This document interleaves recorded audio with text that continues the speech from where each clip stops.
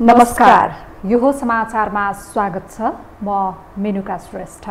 म अपेक्षा तिमिल सेना। सुरु गरौँ अहिलेसम्मका प्रमुख समाचारबाट।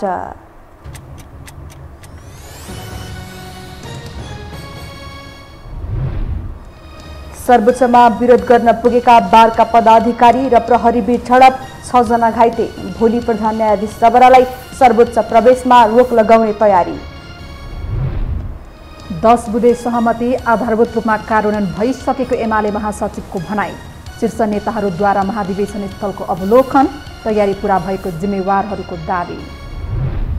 पेट्रोलियम पदार्थमा पटक पटक मूल्य वृद्धि हुँदा सर्वसाधारण मारमा। विद्यार्थी नेताहरूको आन्दोलन देखावटी मात्र, जनस्तरबाटै सरकारको चरको आलोचना। अफगानिस्तानमा समावेशी सरकार गठन गर्न तालिबानलाई विश्व समुदायको सुझाव। महिला, बालबालिका र अल्पसंख्यकको आधारभूत अधिकार सुनिश्चित गर्न आग्रह। र विश्वकप क्रिकेट फाइनल प्रवेशका लागि आज अस्ट्रेलिया र पाकिस्तान भिड्दै। इतिहास रच्ने दुवै टिमको लक्ष्य, विजेताले फाइनलमा न्युजिल्यान्डको सामना गर्ने।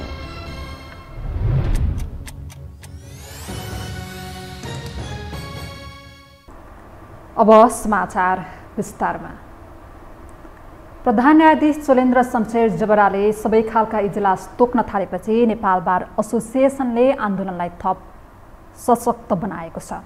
आज सर्वोच्च अदालत प्राङ्गणमै चर्को नाराबाजीका साथ आन्दोलन भएपछि प्रहरीले हस्तक्षेप गर्नुपर्ने अवस्था आयो। सो क्रममा 6 जना घाइते भएका छन्। एक रिपोर्ट। प्रधान न्यायाधीश जबराको राजीनामा माग गर्दै बार एसोसिएसनले निरन्तर आन्दोलन गरिरहेको छ। बिहिबार सर्वोच्च अदालत प्राङ्गणमा विरोधको कार्यक्रम गर्न पुगेको बारका पदाधिकारी लगायतका अधिवक्ताहरूलाई प्रहरीले बल प्रयोग गरी सर्वोच्च प्राङ्गणबाट बाहिर निकालेको छ।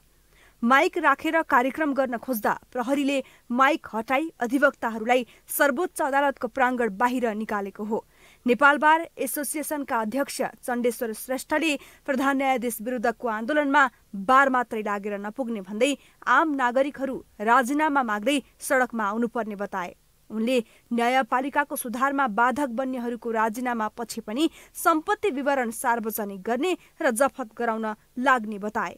उनले आफूहरूलाई स्वच्छ, निर्भीक र स्वतन्त्र प्रधान न्यायाधीश चाहिएको भन्दै त्यस किसिमको प्रधान न्यायाधीश नल्याउन्जेल आन्दोलन जारी रहने बताए।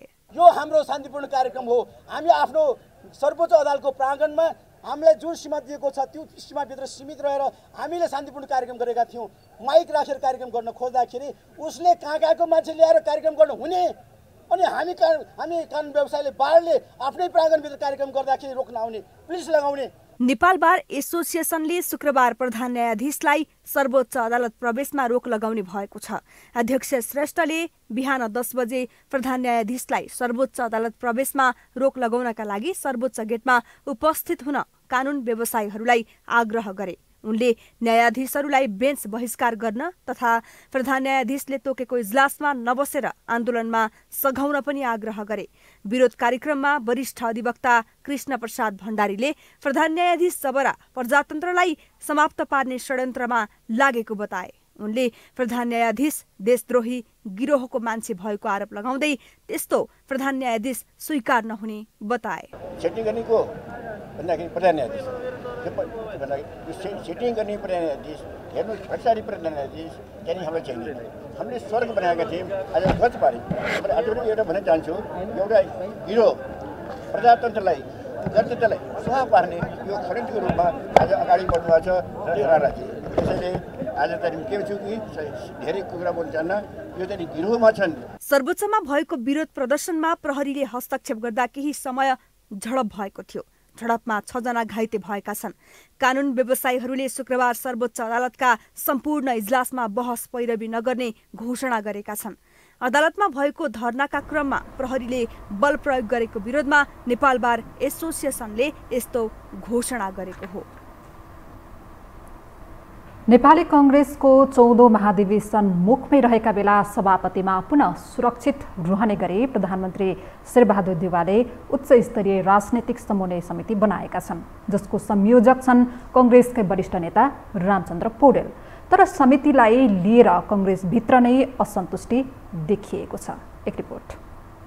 पाँच दलीय गठबन्धन नेतृत्वको सरकारले समेत नपुगेर सरकार भन्दा माथि रहने गरी मंगलबार गठबन्धनले सरकार सञ्चालनका लागि उच्च स्तरीय राजनैतिक समन्वय समिति गठन गर्यो, जसको संयोजक नेपाली कांग्रेसका वरिष्ठ नेता रामचन्द्र पौडेललाई बनाइएको छ भने सदस्यहरूमा माओवादी केन्द्रका अध्यक्ष पुष्पकमल दाहाल र नेकपा एकीकृत समाजवादीका अध्यक्ष माधव कुमार नेपाल सहित 5 दलका 2-2 जना सदस्य रहेका छन्, जुन संविधान विपरीत भएको भन्दै राजनैतिक क्षेत्र तरङ्गित बनेको छ, जसमा सबैभन्दा धेरै असन्तुष्टि प्रधानमन्त्री शेरबहादुर देउबाकै दल नेपाली कांग्रेसमा देखिएको छ।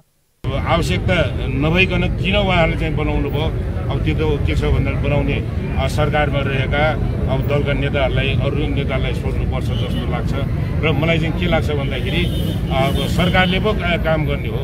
अब सरकारभन्दा माथि जस्तो गरेर चाहिँ यो संयन्त्र बनाउने यो चाहिँ संविधानको र चाहिँ डेमोक्रेटिक यो चाहिँ भनौँ न विपरीत हुन जान्छ भन्ने मलाई चाहिँ लागेको छ।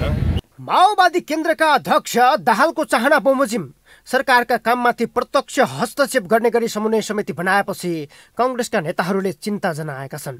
सरकारलाई सल्लाह सुझाव दिने भनेर समिति गठन गरिए पनि कालान्तरमा यसले नियुक्ति लगायत भागबण्डाका विषय मिलाउन प्रधानमन्त्रीमाथि दबाव दिन सक्नेछ। त्यसका अलावा देउबाले उच्च स्तरीय समिति बनाएर महाधिवेशनमा आफू सुरक्षित हुने नीति अख्तियार गरेका छन्। उपसभापति विमलेन्द्र निधिको साथ गुमाएको र इतर समूहबाट पनि सभापतिका धेरै आकांक्षी भएकाले भरपर्दो नेताको साथ खोजिरहेका देउबाले वरिष्ठ नेता पौडेललाई फकाएर समितिको संयोजक बनाई महाधिवेशनलाई आफू अनुकूल बनाएको विश्लेषण गरिएको छ। रामचन्द्रजी र कृष्ण सुटौलालाई शेरबहादुरजीले चाहिँ व्यवस्थापन गर्नुभयो भन्नको लागि चाहिँ यो आधार चाहिँ पर्याप्त छ। अब शेरबहादुरजीको चाहिँ असफलता जुन छ अहिले प्रधानमन्त्री या पार्टी सभापति, त्यसको चाहिँ अबजस पनि चाहिँ दुवैमा जाने भयो नि। रामचन्द्र पौडेलले पनि बोक्नु पर्यो, किनभने उहाँ चाहिँ अब सुप्रा गभर्मेन्टको चाहिँ संयोजक बन्नुभएको छ अहिले होइन, समन्वय गर्न। किनभने सरकार अनपपुलर छ, सबैलाई थाहा छ। आज के हो त, 5 नेताहरू बसेर सरकार पपुलर हुन्छ कि भागबण्डा हुन्छ? त्यहाँ मान्छेले यसलाई कसरी लिए त? यसलाई एउटा त गैर संवैधानिक भने, अर्को यो भागबण्डाको लागि हो भने, अर्को नेताहरू चाहिँ चुनाव हारे पनि सत्ताको नजिक पुग्नलाई चाहिँ लोभीपापी रहेछन् भन्ने मेसेज गयो। त्यसै कारणले म यसमा अरू मानिसहरू स्वाभाविक लाग्छ मलाई। अरू मानिसहरूको चाहिँ अब त्यो इतिहास पनि त्यस्तो छैन। कम्युनिस्टहरूको त स्वाभाविकै हो, किनभने उनीहरूले यस्तो कमिटीहरू बनाएर नै शासन गर्छन्। रामचन्द्रजीको लागि चाहिँ त्यहाँ बस्नु चाहिँ आपत्तिजनक। महाधिवेशनको मुखमै रहेका बेला संस्थापन इतर पक्षको किचलो बुझेर देउबा नेता फकाउने दौडधुपमा छन्। साझा उम्मेद्वार समेत तय गर्न नसकेको संस्थापन इतर पक्षले महाधिवेशनको बारेमा ठोस छलफल समेत गरेको छैन। कृष्ण प्रसाद सिटौला देउबालाई साथ दिएर अघि बढ्ने पक्की छ। यसै बेला पौडेललाई समेत भविष्यमा महत्त्वपूर्ण पद दिने प्रस्ताव सहित देउबाले आफ्नो साथमा लिने कसरत गरेका हुन्। यसले देउबालाई आगामी महाधिवेशन मार्फत पुनः सभापतिमा मात्रै होइन प्रधानमन्त्री बन्ने बाटोमा समेत सुरक्षित बनाउनेछ। यो हो टेलिभिजनका लागि क्यामेरामा सुरज श्रेष्ठका साथमा सन्तोष विके थापा, काठमाडौँ। नेकपा एमालेका शीर्ष नेताहरूले महाधिवेशन स्थलको अवलोकन भ्रमण गरेका छन्। आज पार्टीका महासचिव ईश्वर पोखरेलको नेतृत्वमा गएको टोलीले एमालेको महाधिवेशनको उद्घाटनको कार्यक्रम हुने स्थल नारायणी नदी किनारको स्थलगत अवलोकन गरेका हुन्। पार्टीका महासचिव ईश्वर पोखरेलसँगै नेताहरू विष्णु पौडेल, रामबहादुर थापा बादल, सुरेन्द्र पाण्डे, शङ्कर पोखरेल, योगेश भट्टराई लगायतका शीर्ष नेताहरू महाधिवेशन स्थल नारायणी किनारको अवलोकन गर्न चितवन पुगेका थिए। उनीहरूले महाधिवेशनको बन्द सत्र हुने सौराहामा पनि स्थलगत अवलोकन गरेका छन्। चितवनमा सञ्चारकर्मीहरूसँग कुरा गर्दै महासचिव ईश्वर पोखरेलले महाधिवेशन स्थलको निरीक्षण र आवश्यक तयारीका लागि चितवन आएको बताउनुभयो। कार्यान्वयन आधारभूत रूपमा भइसकेको छ, त्यसमा कुनै समस्या छैन, त्यस्तो पनि लागेको छैन। त्यो साथीहरू जुन 10 बुँदे समझदारीको बारेमा आधारभूत रूपमा त्यो कार्यान्वयन भइसकेको छ। अब कहीँ त्यस्तो समस्या छन् भने स्थानीय तहको पार्टी नेतृत्वलाई पार्टी कमिटीले त्यसलाई व्यवस्थित केही तयारी छ गर्नको लागि गर्नुपर्ने अन्तिम कुराहरू के छन् ती कुरा गर्नको लागि हामी महासचिव पोखरेलले पार्टीभित्र 10 बुँदे सहमति आधारभूत रूपमा कार्यान्वयन भइसकेको र केही ठाउँमा विवाद भए स्थानीय स्तरबाटै टुङ्गो लगाउने बताउनुभयो।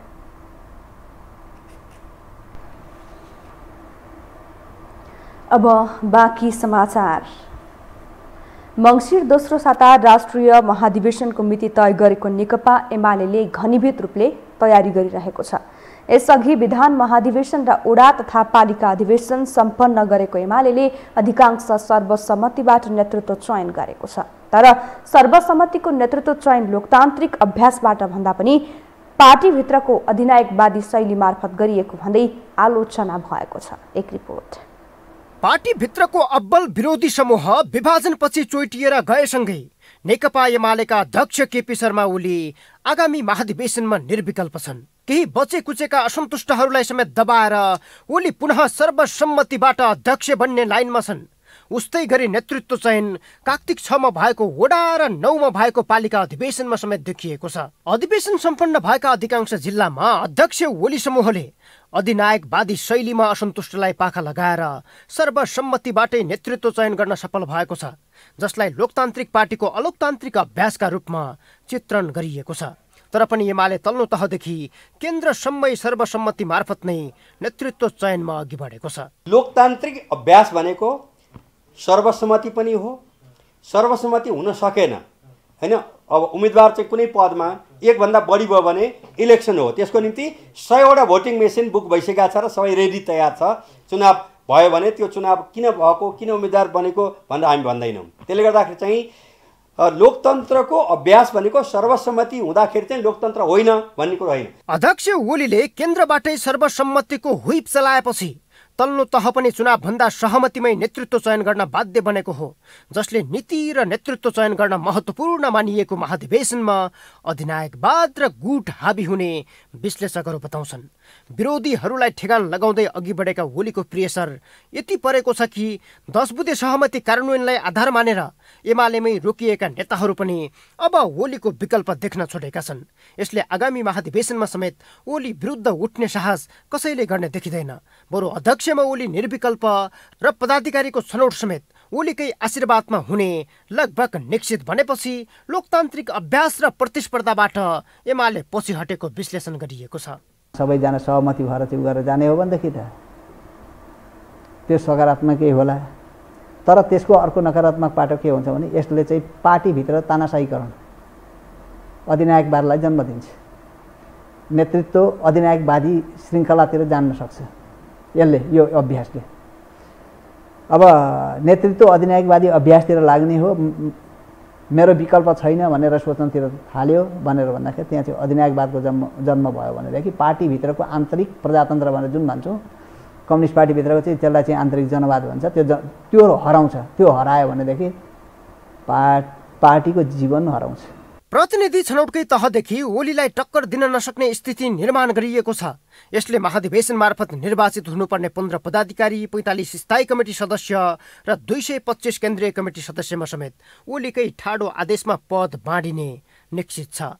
त्यसैले अहिलेदेखि नै नेताहरू अध्यक्ष ओलीलाई रिझाउन मरिहत्ते गर्न थालेका छन्। तर एउटा जीवन्त पार्टीमा प्रतिस्पर्धा र चुनाव नै लोकतान्त्रिक अभ्यास मानिँदै आएका बेला एमालेमा भइरहेको कसरतले भने गम्भीर प्रश्न उब्जाएको छ। यो हो टेलिभिजनका लागि सन्तोष विके थापा, काठमाडौँ।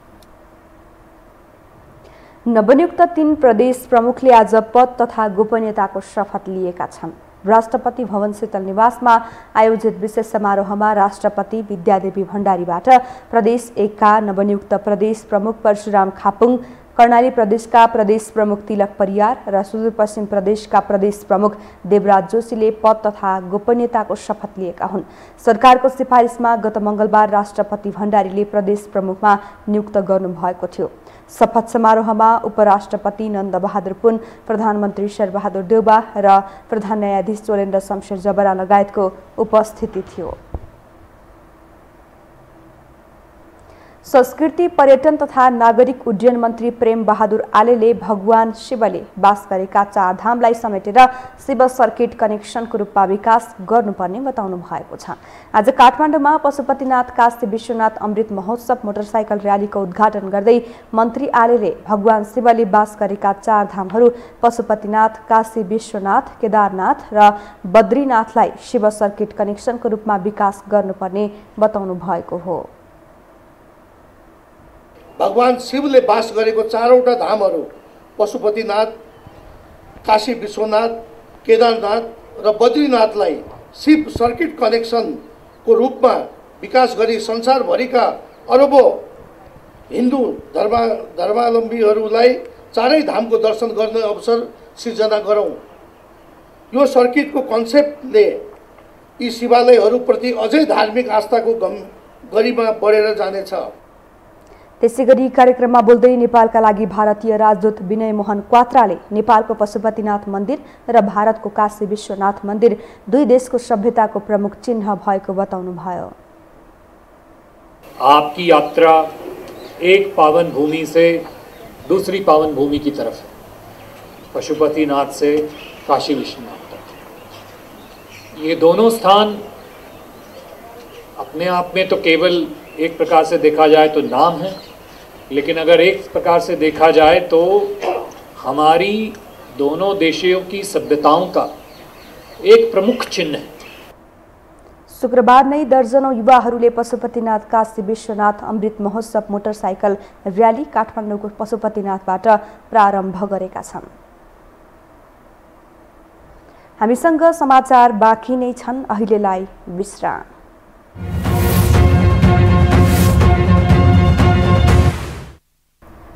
विश्रामपछि स्वागत छ। अब बाँकी समाचार। नेपाल आयल निगमले फेरि पेट्रोलियम पदार्थको मूल्य वृद्धि गरेको छ। निगमले पेट्रोल मात्र नभई खाना पकाउने ग्यास सहित डिजेल, मट्टीतेल, हवाई इन्धनको समेत मूल्य बढाएको छ। जनताबारमा पर्ने गरी मूल्य वृद्धि गरेको भन्दै जनस्तरबाटै सरकारको यति बेला चर्को आलोचना भइरहेको छ। एक रिपोर्ट। नेपाल आयल निगमले पटक पटक पेट्रोलियम पदार्थको मूल्य वृद्धि गर्दा सर्वसाधारण भने मर्कामा परेका छन्। जनताको दैनिक जीवनसँग जोडिएको पेट्रोल मात्र नभएर खाद्य वस्तु जस्ता अत्यावश्यक वस्तुमा निरन्तर मूल्य वृद्धि भइरहेको छ। यसबाट आम सर्वसाधारण मारमा परेका छन्। पेट्रोलियम पदार्थको मूल्य अन्तर्राष्ट्रिय रूपमा नै गडबड भइरहन्छ, तर अन्य देशहरूमा झैं मूल्य घटेको बेला नेपालमा घटेको अनुभूति गर्न जनताले पाएका छैनन्। आम सर्वसाधारण पनि दैनिक जीवनसँग प्रत्यक्ष सरोकार राख्ने पेट्रोल, डिजेल र मट्टीतेलमा गरिएको मूल्य वृद्धिले जनताको ढाँट सेक्ने काम गरेको बताउँछन्। गाउँदेखि शहरमा पढ्न आउने विद्यार्थीहरूलाई महँगीको सामना गर्न धौधौ पर्ने गरेको छ। हैन, विद्यार्थीहरूलाई त पर्छ नै, किनभने अब स्पेसली सिटी एरिया, अब या भनौँ काठमाडौँमा आएर बसेर पढिरहेका हुन्छन् होइन। अब आम्दानीको सोर्स हुँदैन, आफ्नो पढाइ खर्च हुन्छ, एउटा आफ्नो मोस्ट अफ द एउटा टाइम चाहिँ पढाइलाई दिनुपर्ने हुन्छ होइन। अब कोठा भाडा यताउता सबै खर्च बेहोर्नुपर्ने हुन्छ। अब यसमा यो अब ग्यासको भाउ, पेट्रोल, डिजेल सबैको भाउ बढ्दाखेरि त धेरै नै मर्का के हो, पोलिसी मेकरले अथवा टप लेभल अथवा गभर्मेन्ट लेभलबाट चाहिँ केही न केही चाहिँ एउटा स्टेप चालिनै पर्छ। डिजेल, ग्यास बढिरहेको छ, यसले चाहिँ सम्पूर्ण विद्यार्थी, मजदुर सबैको जनजीवनमा चाहिँ प्रत्यक्ष रूपमा असर पुर्याइरहेको छ। मानव विद्यार्थीहरूलाई ट्रान्सपोर्टको लागि पनि भाडाहरू बढ्ने, त्यस्तै गरी ग्यासले गर्दा दैनिक खाना पकाउनको लागि। प्रधानमन्त्रीले उद्योग वाणिज्य तथा आपूर्ति मन्त्री भएको अहिलेको अवस्थामा यसरी मूल्य वृद्धि गर्नु भनेको अपराधपूर्ण कार्य भएको उपभोक्ता हित संरक्षण मञ्चको अध्यक्ष ज्योति बानिया बताउँछन्। आइलेमा सजिलो उसले जे भन्यो त्यही मान्नु पर्यो। त्यसो हुनाले अहिलेको भाव वृद्धिको चाहिँ के छ भने मुख्य दोषी उद्योग मन्त्री वा आपूर्ति मन्त्री चलाएर बस्ने प्रधानमन्त्री आफै हो। यो त हुनुहुन्न। यस्तो आफै प्रधानमन्त्री भएको बेला त्यसो गर्नै हुन्न। त्यसो हुनाले मैले त हामीले प्रश्न भाषामा के भनेको छौँ भने यो प्रधानमन्त्रीको चाहिँ के छ भने जुन उहाँलाई पनि यो नदेखाइकन जुन काम भयो यो चाहिँ अनुचित छ। यो मूल्य वृद्धि फिर्ता गर्नुपर्छ। यदि नभए त हेर्नुहोस् जनताको समस्या को? कोरोनाका कारण लामो समय रोजगारविहीन भएका सर्वसाधारण भर्खर केही गरौँला भन्ने आशा बोकेर योजना बनाइरहेको अवस्थामा महँगीका कारण कसरी दैनिक टार्ने भन्ने चिन्तामा छन्। यस्तो अवस्थामा महँगीबाट आम सर्वसाधारणले कहिले छुटकारा पाउलान्? यो हो टेलिभिजनका लागि क्यामेरामा अभिष्ट लामाका साथमा लीलामाया ठटाल, काठमाडौँ। राजनीतिक एजेन्डाका विषयलाई लिएर सडकमा उत्रिने विद्यार्थी नेताहरू पेट्रोलियम पदार्थको मूल्य वृद्धि हुँदा सडकमा उत्रिए पनि देखावटी जस्तो मात्र देखिने गरेको छ। एक रिपोर्ट। नेपाल आयल निगमले पुनः पेट्रोल, डिजेल र मट्टीतेलको मूल्य बढाएको छ। 2 साता बित्न नपाउँदै निगमले फेरि पनि बिहिबारबाट लागू हुने गरी पेट्रोलियम पदार्थको मूल्य वृद्धि गरेको हो। पेट्रोल, डिजेल र मट्टीतेलको मूल्य प्रति लिटर 3-3 रुपियाँ बढाएको छ भने खाना पकाउने ग्यासमा प्रति सिलिन्डर 75 रुपियाँ बढाएर 1575 पुर्याएको छ। अब पेट्रोल प्रति लिटर 136 रुपियाँ तथा डिजेल र मट्टीतेलको मूल्य 119 रुपियाँ कायम भएको छ। निगमले यसअघि गत कार्तिक 12 गते पनि मूल्य वृद्धि गरेको थियो। निगमले पटक पटक सर्वसाधारणको ढाड सेक्ने गरी मूल्य वृद्धि गर्दा पनि विद्यार्थी संगठन भने गुपचुप अवस्थामा रहेका छन्। आफ्नो राजनीतिक मुद्दामा अघि सर्ने विद्यार्थी नेताहरू यति बेला कुन कुनामा छन्?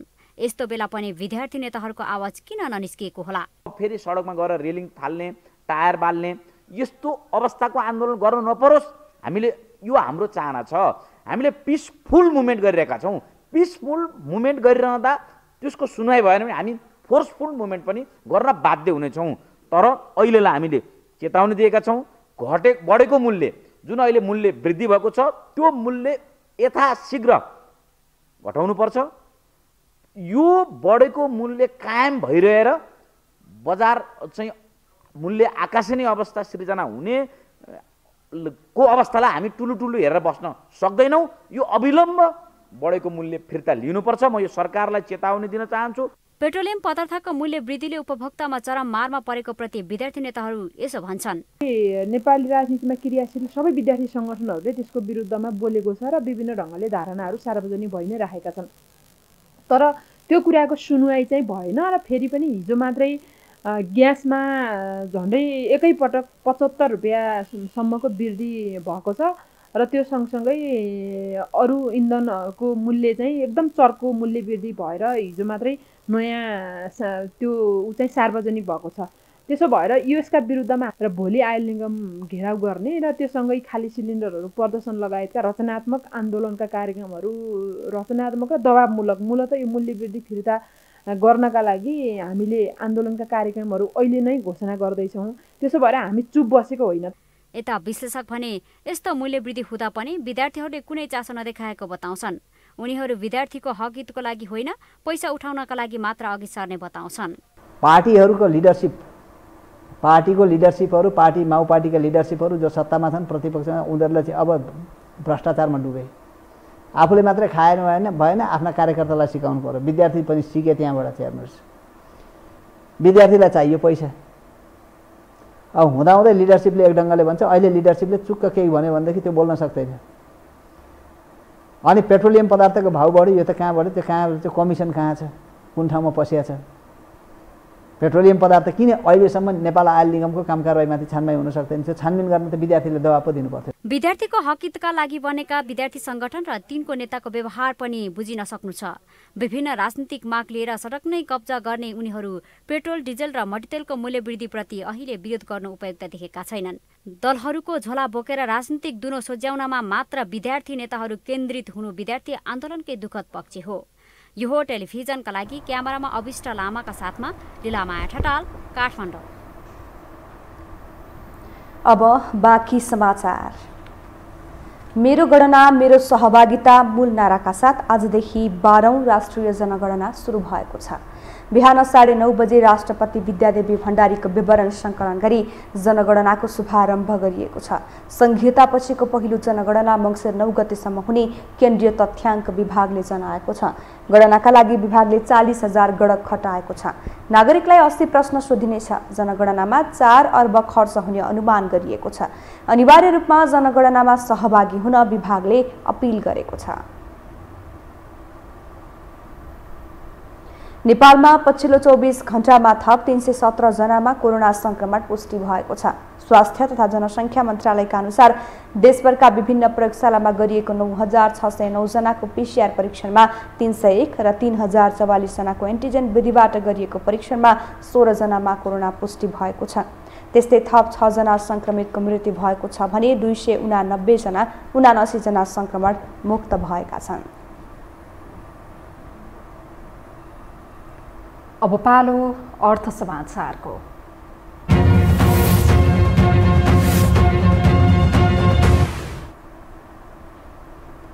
शेयर कारोबार मापक नेप्से परिसूचक आज पनि घटेको छ। मङ्गलबार 80 अङ्कले घटेको नेप्से परिसूचक आज करिब 60 अङ्कले घटेको हो। नेप्से परिसूचक 59.57 अङ्कले घटेर 2690.29 अङ्कमा झरेको छ। नेप्से परिसूचकसँगै कारोबार रकम पनि घटेको छ। आइसिएफसी र महालक्ष्मी विकास ब्याङ्कको सेयर मूल्य आज सबैभन्दा धेरै घट्नेको पहिलो नम्बरमा देखिएका छन्। हामीसँग अन्तर्राष्ट्रिय र खेल समाचार बाँकी नै छन्। अहिलेलाई विश्राम।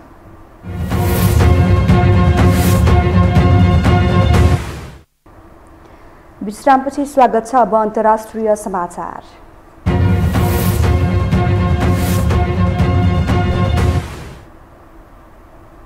विभिन्न 7 देशले अफगानिस्तानमा समावेशी सरकार गठन गर्न तालिबानसँग आग्रह गरेका छन्। नयाँ दिल्लीमा जारी क्षेत्रीय सुरक्षा सम्मेलनमा अफगानिस्तानबारे दिल्ली घोषणापत्र जारी गर्दै ती देशका प्रतिनिधिले सो आग्रह गरेका हुन्। 7 देशका राष्ट्रिय सुरक्षा सल्लाहकार सहभागी बैठकले महिला, बालबालिका र अल्पसंख्यक समुदायको आधारभूत अधिकार सुनिश्चित गर्न अफगान सरकारसँग आग्रह गरेको छ। अफगानिस्तानको सत्ता पलट गरेको तालिबानले त्यहाँको अल्पसंख्यक हजारा समुदायलाई सरकारमा सहभागी गराएको छैन। अब पालो खेल समाचारको।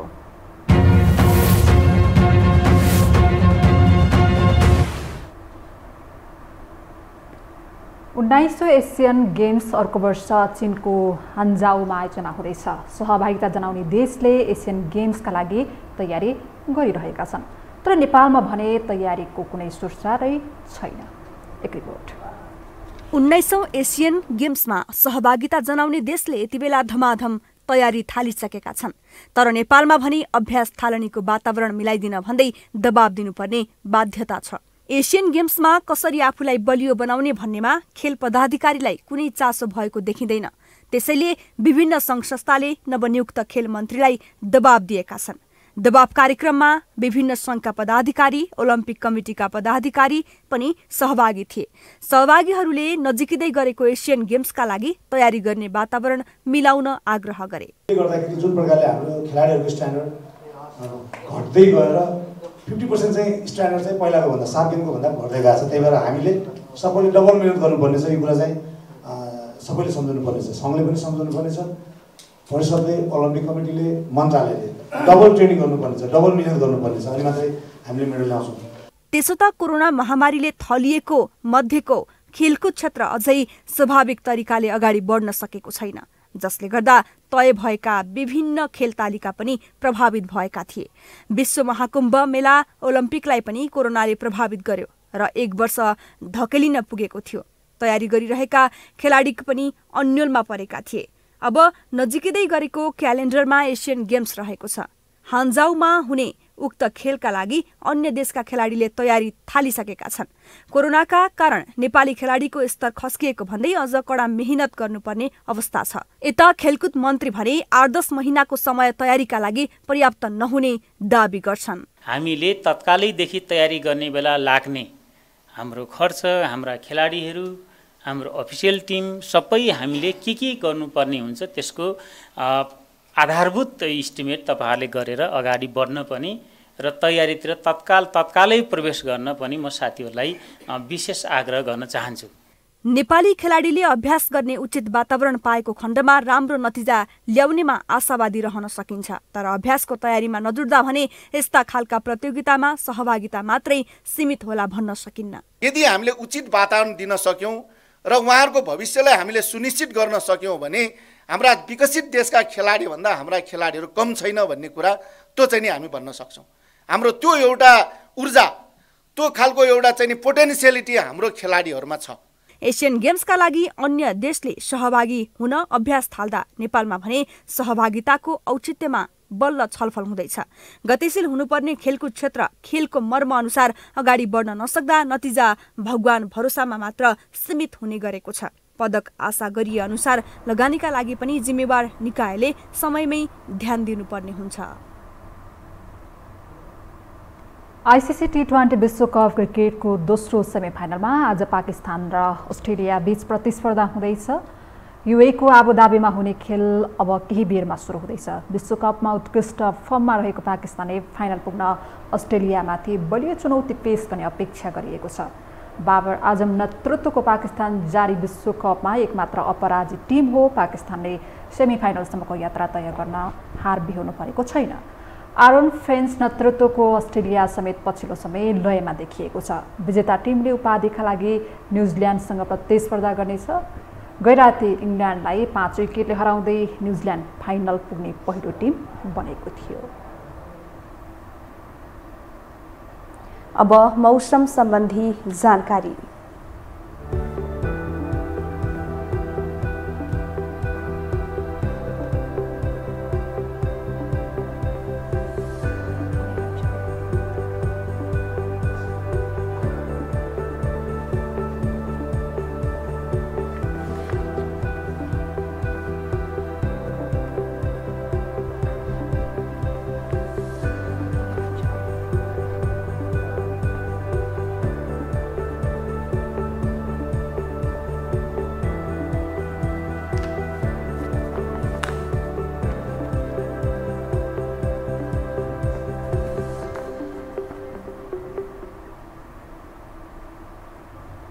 यससँगै हामी यो समाचारको अन्त्यमा आइपुगेका छौं। बिदा हुनु अघि प्रमुख समाचार पुनः एकपटक।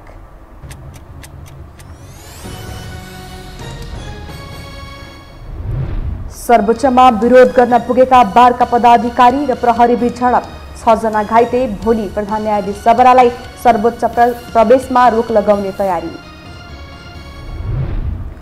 10 बुँदे सहमति आधारभूत रूपमा कार्यान्वयन भइसकेको एमाले महासचिवको भनाई। शीर्ष नेताहरूद्वारा महाधिवेशन स्थलको अवलोकन, तयारी पूरा भएको जिम्मेवारहरूको दावी। पेट्रोलियम पदार्थमा पटक पटक मूल्य वृद्धि हुँदा सर्वसाधारण मारमा, विद्यार्थी नेताहरूको आन्दोलन देखावटी मात्र, जनस्तरबाट सरकारको चर्को आलोचना। अफगानिस्तानमा समावेशी सरकार गठन गर्न तालिबानलाई विश्व समुदायको सुझाव, महिला बालबालिका र अल्पसंख्यकको आधारभूत अधिकार सुनिश्चित गर्न आग्रह। र विश्वकप क्रिकेट फाइनल प्रवेशका लागि आज अस्ट्रेलिया र पाकिस्तान भिड्दै। इतिहास रच्ने दुवै टिमको लक्ष्य, विजेताले फाइनलमा न्युजिल्यान्डको सामना गर्ने।